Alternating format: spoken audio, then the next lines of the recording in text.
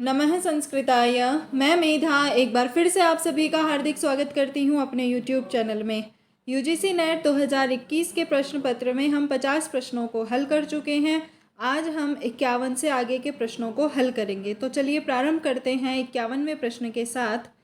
यशोधर्मणः मंदसौरस्तंभलेखानुसारं यशोधर्मा कस्य देवस्य समर्चनां करोति। यशोधर्म के मंदसौर स्तंभ लेख के अनुसार यशोधर्मा किस देवता की अर्चना करते हैं? कृष्णस्य, गणेशस्य, विष्णोः या शिवस्य? तो इसका सही उत्तर होगा शिवस्य। यशोधर्म के मंदसौर अभिलेख के अनुसार यशोधर्मा शिव जी की अर्चना करते हैं। इसके बाद अगला प्रश्न है, यौवनारंभे च प्रायः शास्त्रजल प्रक्षालन निर्मलापि कालुष्यमुपयाति बुद्धिः इति केनोपदिष्टम्? चंद्रापीडेन, तारापीडेन, महाश्वेतया, शुकनासेन? तो इसका सही उत्तर होगा शुकनासेन, क्योंकि शुकनासोपदेश में शुकनास के द्वारा चंद्रापीड को उपदेश दिया गया था। तो वही यहाँ पर पूछ रहे हैं कि ये जो पंक्ति है, इस तरह का जो उपदेश दिया है वो किसने दिया है? तो वो शुकनास के द्वारा दिया गया था। और किसे दिया है ये पूछते तब होता चंद्रापीड। इसका सही उत्तर होगा शुकनास। इसके बाद अगला प्रश्न है, अथर्ववेदीय राष्ट्राभिवर्धन सूक्तस्य देवता का अथर्ववेद के राष्ट्राभिवर्धन सूक्त के देवता कौन है? ऑप्शन दिए हैं अथर्वा, ब्रह्मणस्पति, राष्ट्रम या राष्ट्राभिवर्धनम। तो इसका सही उत्तर होगा ब्राह्मणस्पति ही। ये इसका सही उत्तर है ब्राह्मणस्पति ही। इसके बाद अगला प्रश्न है, कथनद्वयम् अधोलिखितं तत्र एकम अभिकथनम ए अपरंच तस्य कारणम आर इति। अभिकथन है, यो वै एतां वेद अपहत्य पापमनम अनंते स्वर्गलोके ज्ञेये प्रतितिष्ठति प्रतितिष्ठति। कारण आर है, यतः स जानाति तपः दवः कर्म इति प्रतिष्ठा वेदाः सर्वांगानि सत्यमायतनम्। उपर्युक्त अभिकथन कारणम आश्रित्य समुचितम विकल्पम चिनुते। दोनों कथनों को पढ़िए, अभिकथन और कारण। अब इन दोनों अभिकथन और कारण के अनुसार हम यहाँ इन चारों ऑप्शंस में से एक का सही उत्तर देंगे। तो इसमें पहला ऑप्शन है ए असत्यम आर सत्यम, ए एवं आर उभावपि असत्यम, ए एवं आर उभावपि सत्यम इति उचितम कारणम अस्ति। ए सत्यम आर असत्यम। तो इसका सही उत्तर होगा ऑप्शन नंबर थर्ड। ए और आर दोनों सही हैं और आर जो उचित कारण है किसका? ए का। जो कथन है उसका उचित कारण दिया हुआ है यहाँ, इसलिए दोनों कथन सत्य हैं और कारण भी उचित है। ऑप्शन नंबर थर्ड इसका सही उत्तर होगा। इसके बाद अगला प्रश्न, तालिका केन सह कस्य संबंध है? किसके साथ किसका क्या संबंध है? तालिका एक में दिया है संकल्पम नवधा अष्टधा अष्टादशधा। तालिका दो में दिया है सिद्धि मनः तामिस्रः तुष्टि। अब हम इन्हें मैच करते हैं। तो संकल्पम क्या है? तो संकल्पम है मनः, नवधा है तुष्टि, अष्टधा सिद्धि, अष्टादशधा तामिस्रः। तो जो हमने अब मैच करा है उनके अनुसार इसका उत्तर होगा ए में होगा दूसरा, बी का हो जाएगा चौथा, सी का होगा एक, डी का होगा तीन। तो 2, 4, 1, 3 जिस ऑप्शन में दिया है वो इसका सही उत्तर है और ये दिया हुआ है ऑप्शन नंबर थर्ड में। 2, 4, 1, 3 ऑप्शन नंबर थर्ड में दिया है, यही इसका सही उत्तर है। इसके बाद अगला प्रश्न है, तालिका केन सह कस्य संबंधः? किसके साथ किसका क्या संबंध है? तालिका एक में दिया है कापटिकः, उदास्थितः, गृहपतिकः, वैदेहकः। तालिका दो में दिया है, पहला है कर्षको वृत्तिक्षीणः, प्रज्ञा शौचयुक्तः, दूसरा है वाणिज्यको वृत्ति क्षीणः प्रज्ञा शौचयुक्तः। तीसरा ऑप्शन है प्रव्रज्या प्रत्यावसितः प्रज्ञा शौचमुक्तः। चौथा है परम मर्मज्ञ प्रगल्भश्च छात्रः। अब हमें इन्हें मैच करना है। तो कापटिक का संबंध किसके साथ बैठेगा, उदास्तिक का किसके साथ होगा, गृहपतिक का किसके साथ होगा और वैदेहक का किसके साथ होगा, वो हमें लगाना है। तो कापटिक का संबंधेगा चौथे के साथ, ए का हो जाएगा 4। कापटिक होते हैं परम मर्मज्ञ प्रगल्भश्च छात्रः। उदास्तिक होते हैं प्रव्रज्या प्रत्यवसितः प्रज्ञा शौचमुक्तः। तीसरा ऑप्शन होगा इसका। गृहपतिक होते हैं कर्षको वृत्ति क्षीणः प्रज्ञा शौचयुक्तः। पहला। वैदेहक होंगे वाणिज्यको वृत्ति क्षीणः प्रज्ञा शौचयुक्तः। तो 4, 3, 1, 2 जिस ऑप्शन में है वो इसका सही उत्तर होगा और वो दिया हुआ है ऑप्शन नंबर 4 में, 4, 3, 1, 2। इसके बाद अगला प्रश्न है योग दर्शनानुसारम संयमः इत्यनेन कस्य निर्देशः। योग दर्शन के अनुसार संयम ये किसका निर्देश है। अहिंसा सत्य अस्ते यानी धारणा ध्यान समाधयः, यम नियम प्रत्याहारः और शौच संतोष तपांसी। तो यहाँ पर संयम इसके द्वारा किसका निर्देश किया जाता है, इस पद के द्वारा। तो इसके द्वारा निर्देश किया जाता है धारणा ध्यान और समाधि का। इन तीनों को ही संयम कहा जाता है योग दर्शन के अनुसार। इसके बाद अगला प्रश्न है सर्व प्राचीन रचनायाः प्राथम्येन कालक्रमानुसारम उचितम उत्तरम चिनुत।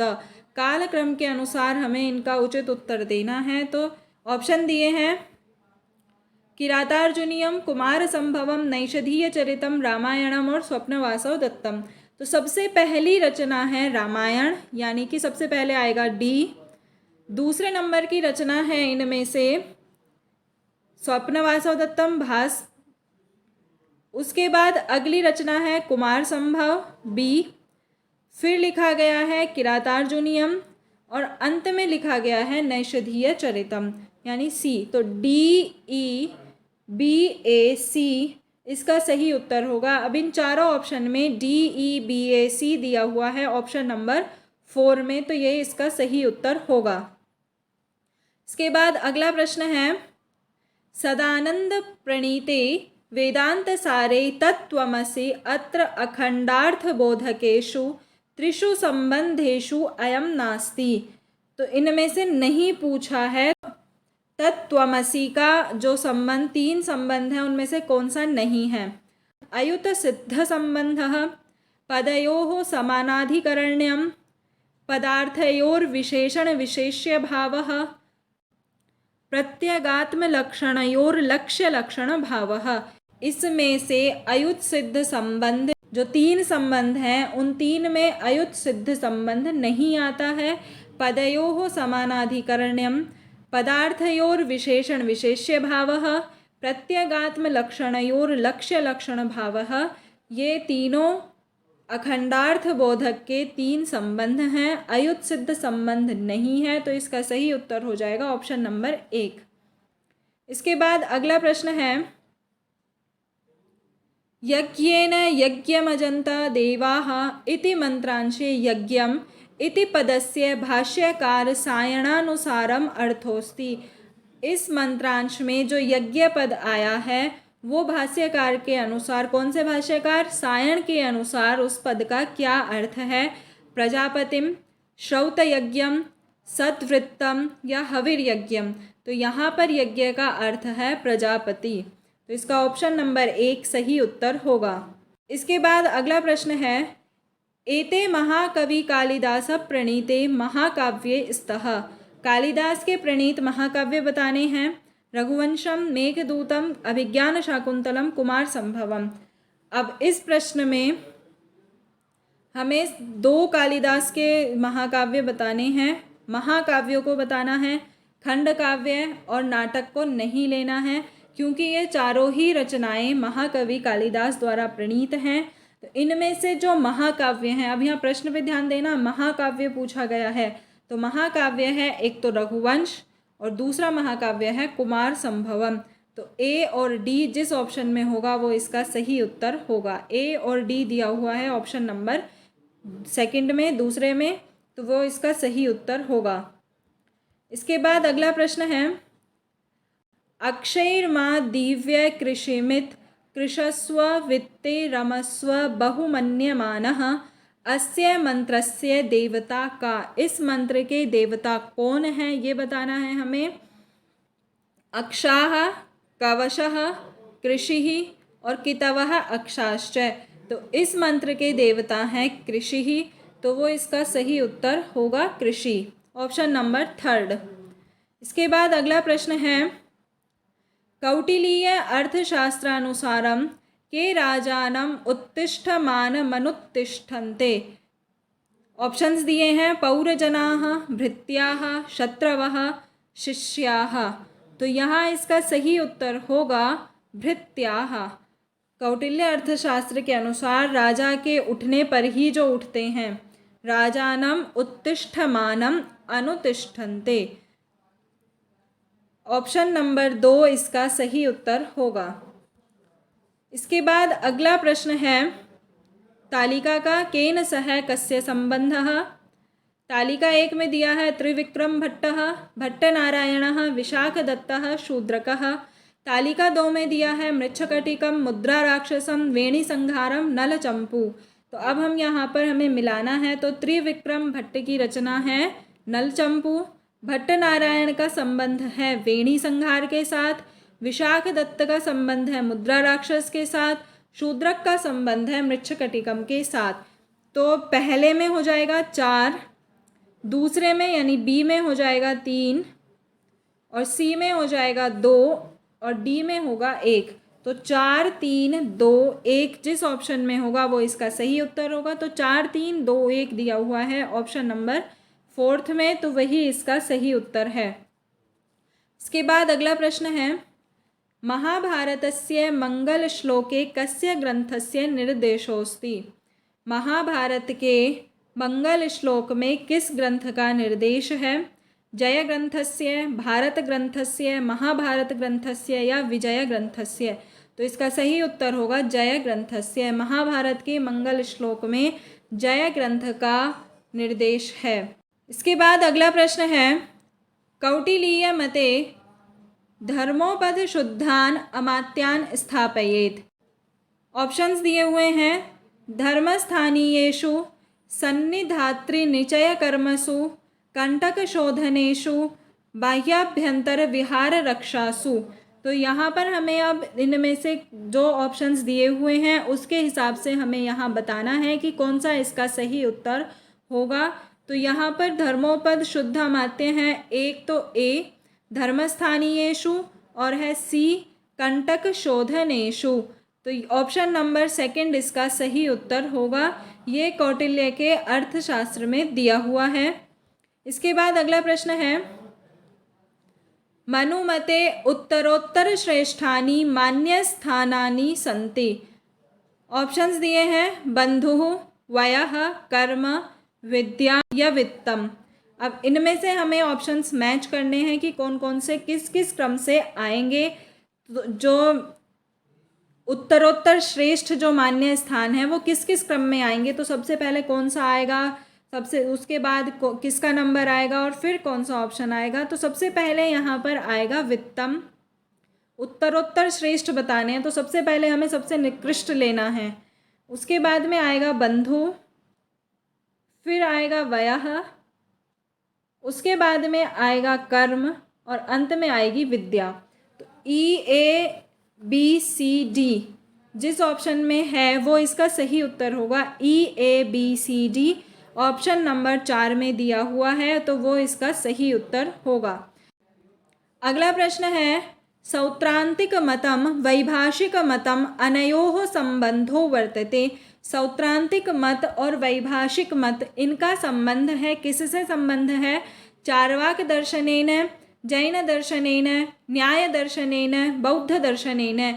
तो सौत्रांतिक मत और वैभाषिक मत का संबंध है बौद्ध दर्शन के अनुसार। इसके बाद अगला प्रश्न है, अग्निर्वै देवानां मुखम इति कथम। ये कथन है, ये क्या है? प्रकाश साधनात्, भोजन पाचनात्, वन दहनात्, हविर्भक्षणात्। अग्निर्वै देवानां मुखम, अग्नि देवताओं का मुख है। ये किस वजह से है?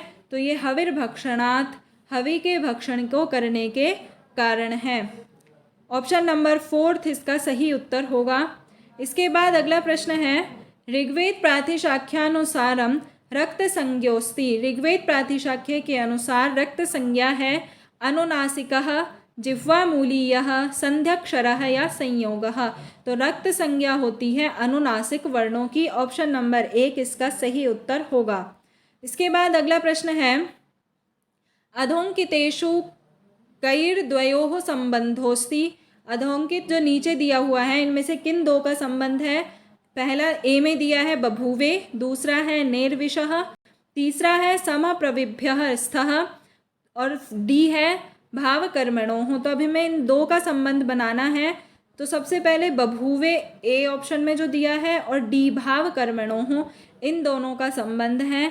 नेर्विशः और समप्रविभ्यः स्थः, इनका संबंध नहीं है आपस में। तो ए और डी जिस ऑप्शन में है वो इसका सही उत्तर होगा। वो है ऑप्शन नंबर 3 में ए और डी, ये इसका सही उत्तर है। इसके बाद अगला प्रश्न है, अशोकस्य शाहबाजगढ़ी शिलालेखस्य लिपिरस्ति।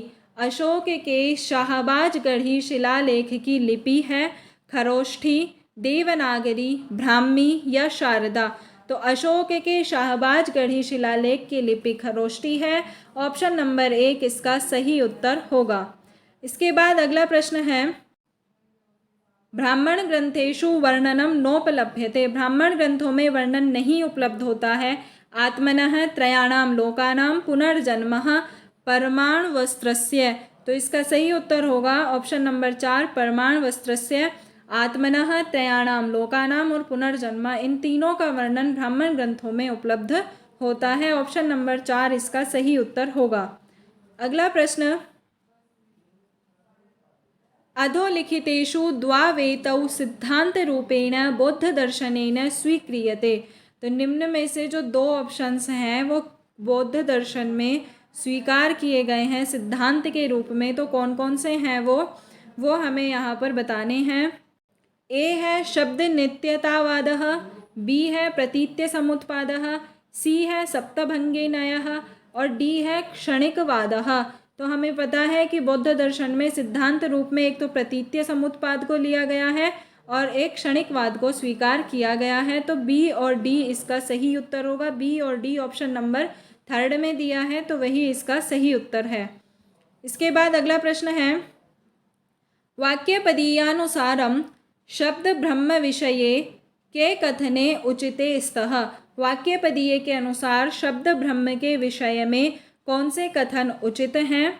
ए है नादैराहित बीजायाम, बी है अनादि निधनम ब्रह्म, सी है बुद्धौ शब्दो वधार्यते, डी है एकमेव यदाम नातम भिन्नम शक्ति व्यपाश्रयात्।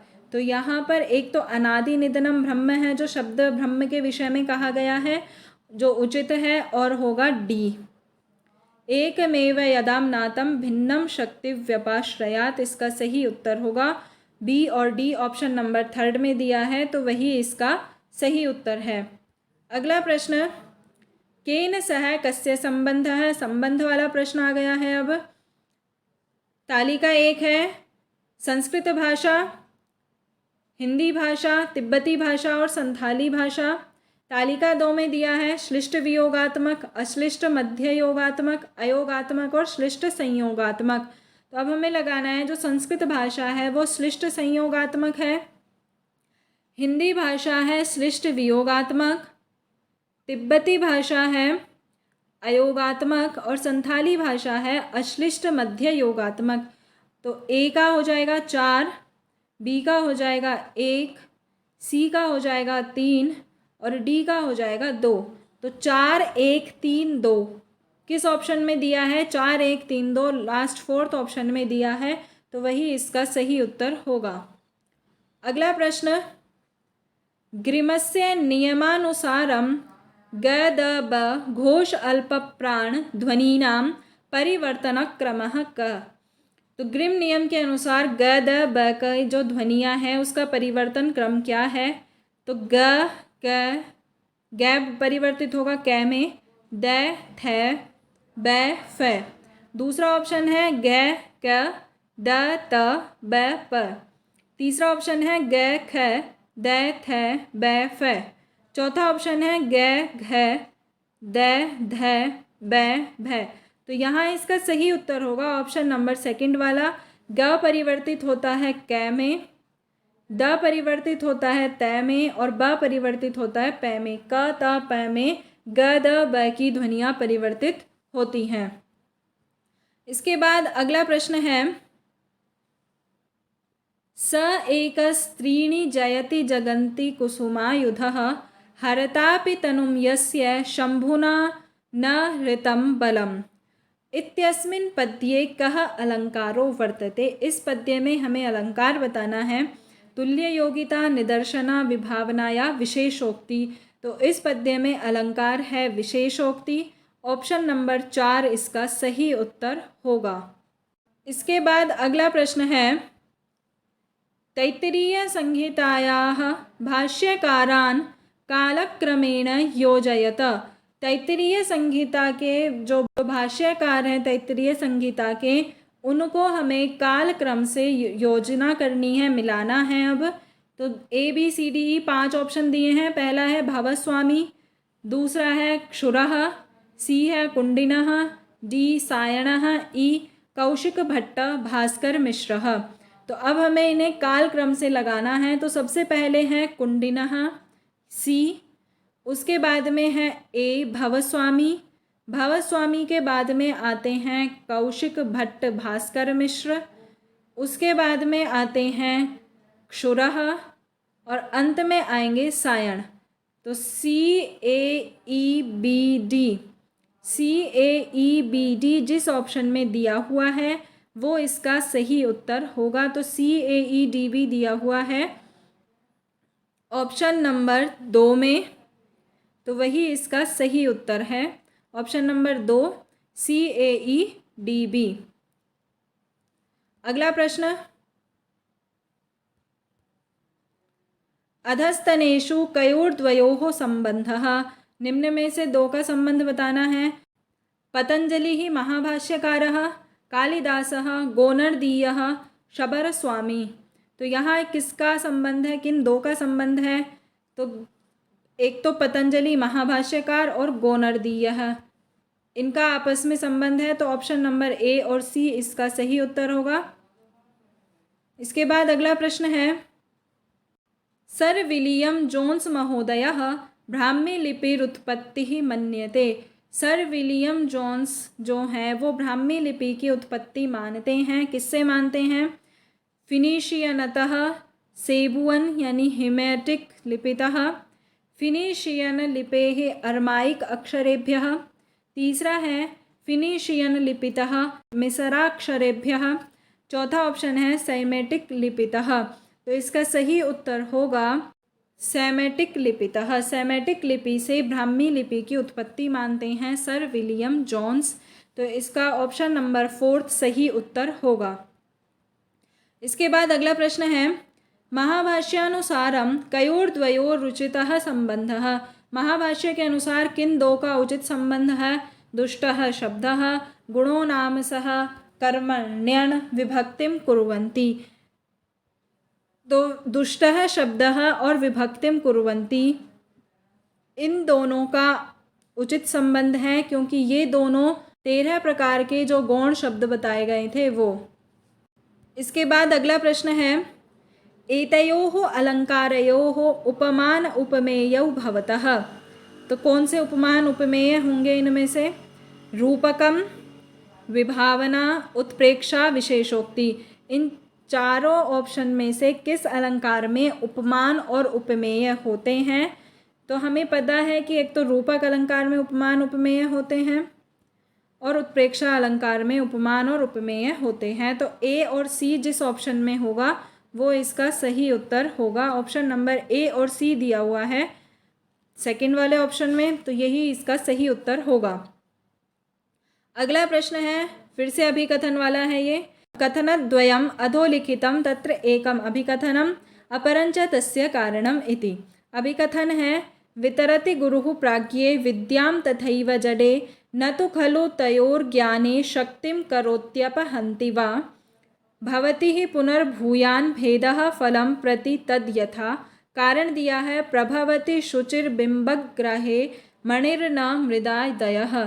तो यहाँ पर इन दोनों जो अभिकथन और कारण दिया हुआ है इनमें से कौन सा सत्य है और कौन सा असत्य है, तो यहाँ पर ये दोनों ही सत्य हैं। तो ऑप्शन नंबर थर्ड इसका सही उत्तर होगा। इसके बाद अगला प्रश्न है, अधोंकितेषु नागेश भट्टस्य ग्रंथो नास्ति। नागेश भट्ट का ग्रंथ नहीं है। प्रदीपोद्योतः, बृहच्छब्देन्दुशेखरः, माधवीय धातुवृत्तिः, लघुशब्देन्दुशेखरः। तो नागेश भट्ट की इनमें से रचना नहीं है, वो है माधवीय धातुवृत्तिः। यही इसका सही उत्तर होगा, ऑप्शन नंबर थर्ड।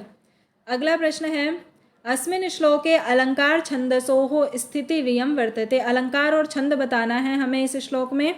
श्रियः कुरूणामधिपस्य पालनीं प्रजासु वृत्तिं यमयुङ्क्त वेदितुं सवर्णिलिंगी विदितः समाययौ युधिष्ठिरं द्वैतवने वनेचरः। तो इसमें कौन सा छंद और कौन सा अलंकार है वो हमें बताना है। ऑप्शंस दिए हुए हैं, उपमा, वृत्यनुप्रासः, मालिनी और वंशस्थम। तो यहाँ पर छंद तो है वंशस्थ और अलंकार है इसमें वृत्यनुप्रास अलंकार। तो बी और डी, डी और बी या बी और डी जिस ऑप्शन में होगा वो इसका सही उत्तर होगा, वो है ऑप्शन नंबर थर्ड में। मालिनी छंद नहीं है तो सी का तो ऑप्शन खत्म वैसे ही हो जाता है। और उपमा अलंकार नहीं है, यहाँ पर वृत्यनुप्रास अलंकार है, इसलिए बी और डी इसका सही उत्तर होगा। इसके बाद अगला प्रश्न है, पाणिनीय शिक्षानुसारम अधम पाठकस्य दोषोऽस्ति। अधम पाठक के दोष बताने हैं, गीति, धैर्यम, माधुर्यम, सुस्वरः। तो अधम पाठक के दोष हमें पहला ही ऑप्शन इसका सही होगा, गीति, धैर्य, माधुर्य और सुस्वर ये उत्तम पाठक के गुण हैं। इसके बाद अगला प्रश्न है, सांख्याचार्याणां कालक्रमो यथा तथम विभावनीयः। तो अब सांख्य के आचार्यों को हमें बताना है, कपिलः, ईश्वर कृष्णः, आसुरिः, पंचशिखः। तो सबसे पहले हुए हैं कपिल, उसके बाद में हुए हैं आसुरी, आसुरी के बाद में है पंचशिख और पंचशिख के बाद में आते हैं अंत में ईश्वर कृष्ण। तो ए सी डी बी जिस ऑप्शन में है वो इसका सही उत्तर होगा और वो है ऑप्शन नंबर थर्ड में, ए सी डी बी इसका सही उत्तर है। अगला प्रश्न है, याज्ञवल्क्यानुसारम सीमातिक्रमेण दंडाः प्रोक्ताः। सीमा का अतिक्रमण करने वालों के लिए दंड बताया है, अधम साहसः, उत्तम साहसाः, उत्तमोत्तम साहसाः, मध्यम साहसाः। तो यहाँ उनके लिए दंड बताया गया है उत्तम साहस। जो भी सीमा का अतिक्रमण करते हैं उन्हें उत्तम साहस का दंड बताया है याज्ञवल्क्य स्मृति में, याज्ञवल्क्य मुनि ने। इसके बाद अगला प्रश्न है, अधोलिखितं परिच्छेदं पठित्वा प्रश्नानाम उत्तरम देयम्। अब यहाँ तक हमारे कुल 90 प्रश्न हो चुके हैं। इसके बाद 91 से 100 प्रश्न के क्रम तक 5 प्रश्न एक पैराग्राफ से पूछे गए हैं। तो ये पैराग्राफ और दूसरे 5 प्रश्न दूसरे पैराग्राफ से पूछे गए हैं। ये एक परिच्छेद आ गया है, इसे हमें पढ़ना है और इसके अनुसार हमें आगे के प्रश्नों को हल करना है। तो यहाँ पर जो परिच्छेद है वो है, षट्सु वेदांगेषु शिक्षा ही प्रथमं वर्णानां यथा तथम उच्चारणं शिक्षितुमावश्यकमेतदंगं येन स्वजनः श्वजनो मा भूत् नैके दोषा वर्णोच्चारणे दृश्यन्ते। अतः शब्दो हीनः स्वरतो वर्णतो वा मिथ्या प्रयुक्तो न तमर्थमाह स वाग्वज्रो यजमानं हिनस्ति यथेन्द्र शत्रुः स्वरतोपराधात् इत्याहुराचार्याः। उपलब्धानां शिक्षाग्रन्थानां संख्या शताधिका वर्तते, तेषु चत्वारिंशत् ग्रन्थासु प्रायः प्रकाशिता एव। आपिशलशिक्षा सर्वप्रथमं लाहोरतः प्रकाशिता। पाणिनीयशिक्षाया श्लोकात्मकं सूत्रात्मकं चेति पाठद्वयमुपलभ्यते। सूत्रात्मकपाठस्तु वर्णोच्चारणशिक्षा इति नाम्ना प्रकाशिता। पाणिनीयशिक्षाया लघुपाठो बृहत्पाठोऽपि लभ्यते। बौद्धवैयाकरणस्य चंद्रगौमिनः चांद्रशिक्षापि सुतरां प्रतिष्ठिता। ये जो परिच्छेद दिया हुआ है ये सरल है। इस परिच्छेद को पढ़ते के साथ ही हमें इसका अर्थ पता चल रहा है। तो अब हम देखते हैं कि इस परिच्छेद से कौन कौन से 5 प्रश्न पूछे गए हैं। तो सबसे पहला प्रश्न यहाँ पूछा है कि कति शिक्षा ग्रंथाः प्रकाशिताः सन्ति, कितने शिक्षा ग्रंथ प्रकाशित हुए हैं। तो यहाँ पर दिया हुआ है ये तेषु 44 ग्रंथास्तु प्रकाशिता एव। तो ऑप्शन नंबर 1 इसका सही उत्तर हो जाएगा। इसके बाद अगला प्रश्न है, फिर से परिच्छेद है, दोबारा नहीं पढ़ेंगे, केवल प्रश्न पढ़ेंगे और फिर उत्तर देंगे। वर्णोच्चारण शिक्षा इत्यस्याः प्रणेता वर्णते। वर्णोच्चारण शिक्षा के प्रणेता हैं आपिशलिः, इंद्रः, चंद्रगौमी, पाणिनिः। तो वर्णोच्चारण शिक्षा के प्रणेता हैं पाणिनि। इसके बाद अगला प्रश्न है, स्वरतोपराधस्य किमुदाहरणम् अत्र वर्तते। कौन सा उदाहरण दिया है? इंद्रशत्रुः, यजमानं, वाग्वज्रः, श्वजनः। तो यहाँ स्वरतोपराधात किसके उदाहरण है, किसका है यहाँ पर? यथेंद्र शत्रुः स्वरतोपराधात जो दिया है, सवाग वज्रो यजमानम हिनस्ति यथेंद्र शत्रुः, इंद्र शत्रुः, इंद्र शत्रु इसका सही उत्तर होगा, ऑप्शन नंबर 1। अगला प्रश्न, चांद्र शिक्षायाः प्रणेता वर्तते। चांद्र शिक्षा के प्रणेता कौन है? ऑप्शंस दिए हैं, जैन वैयाकरणः, प्राकृत भाषायाः वैयाकरणः, बौद्ध वैयाकरणः या शैवः। तो बौद्ध वैयाकरणस्य चंद्रगौमिनः। अगर चंद्रगौमी दिया हुआ हो तो ऑप्शन में तो हम वो करते। अब चूंकि यहाँ चंद्रगौमी दिया नहीं है तो बौद्ध वैयाकरण ही इसका सही उत्तर होगा। इसके बाद अगला प्रश्न, कस्याः शिक्षायाः लघुपाठो बृहत्पाठश्च विद्यते। किस शिक्षा के लघुपाठ और बृहत्पाठ मिलते हैं? आपेशली शिक्षा, चांद्र शिक्षायाः, पाणिनीय शिक्षायाः, वर्णोच्चारण शिक्षायाः। तो लघुपाठ और बृहत्पाठ उपलब्ध होते हैं पाणिनीय शिक्षा के। ऑप्शन नंबर 3 इसका सही उत्तर होगा, यहाँ पैराग्राफ में ही दिया हुआ है। इसके बाद अगला प्रश्न आता है, अब पैराग्राफ बदल गया है, 5 प्रश्न हो चुके हैं। अगला परिच्छेद जो दिया है उसको पढ़ते हैं। तात चंद्रापीड विदित वेदितव्यस्य अधीत सर्वशास्त्रस्य ते नाल्पमप्युपदेष्टव्यम् अस्ति।